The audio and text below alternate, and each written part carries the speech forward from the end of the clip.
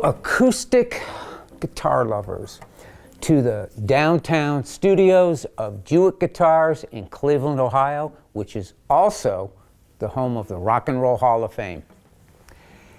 Today, I've got a guitar that's kind of a new one, but, well, I won't say it's a new one, but it's a new take on kind of an older style. As most of you know, the double O is my all-time favorite body style.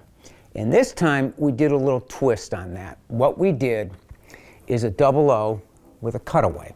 I've never done a cutaway in a double O body before.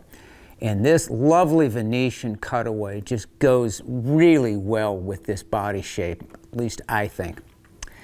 This guitar was commissioned by a customer who called us last fall and wanted a guitar that was smaller in size than to her dreadnoughts and other guitars that she had in her arsenal. And she just wanted a smaller guitar that was a little bit more comfortable, maybe a little bit easier to play. And we chose the double O style for a couple of reasons. Obviously, the body shape and body style and comfort and fit is going to be a little bit more suited. But this particular guitar, or this double O, has a short scale.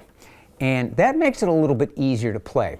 This customer is just getting back into guitar playing after kind of taking off a few years off, if you want to call it that. So she's just getting back into it, and I thought the short scale would be a lot easier for her to play. So that's what we came up with, and she was a really, really easy customer to work with because she kind of let me pick the woods and all the appointments. So this is what we came up with, and let me start with this top. I posted a picture of this top, which is Italian Spruce, on Facebook, and the comments were just off the chart on this top.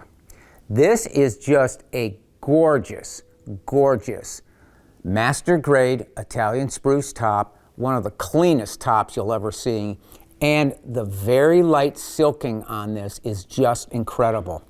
The color is a beautiful blonde, and it goes really well against the darker bridge and fretboard. We chose Honduran Rosewood, sides and back, and look at that back. The color of Honduran Rosewood is just gorgeous. It's not too dark, it's not light like mahogany, and it's got a lot of different colors going through it. There's oranges, there's reds, there's kind of like a persimmon color, if you want to call it that. Maybe cinnamon would be a better description.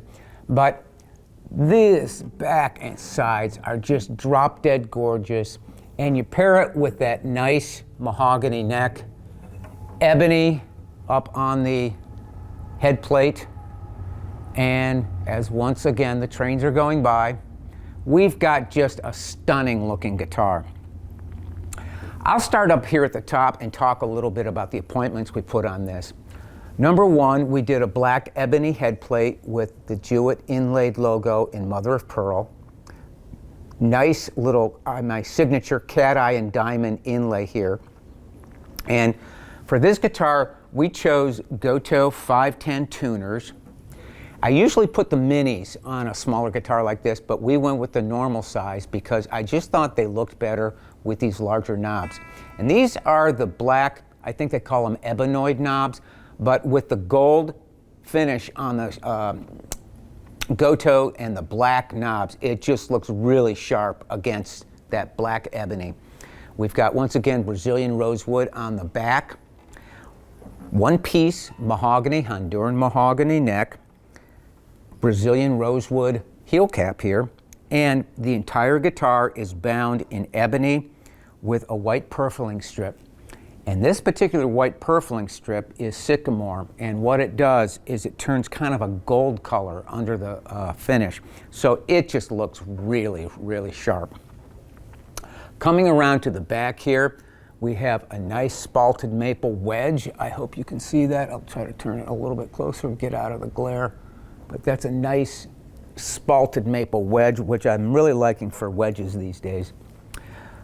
Coming down here, as usual, 1 3/4 inch bone nut, my gold Evo frets, rosewood fingerboard bound in rosewood, and I have a rosewood bridge bone saddle, 2 1/4 inch bridge pin spacing, and this is a little bit of a different style bridge. It's kind of like a tapered wing bridge, and it's got the circular pattern for the bridge pins. Abalone rosette. All in all, this is just one of the prettiest, loveliest guitars that I've ever posted up on social media, and the responses, as I mentioned earlier, were quite overwhelming. So, all said, this guitar is spoken for. It's going to get shipped off next week, but let's give it a little bit of a listen. I'm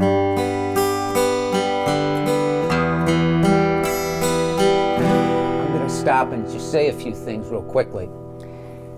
This Honduran mahogany has a very crystalline, bell-like sound. It's a very hard to describe sound. It's brighter than you typically would get in most of the rosewoods, such as Indian, even Brazilian. It has a overwhelming harmonic structure in the mid-range. So listen as I pick here.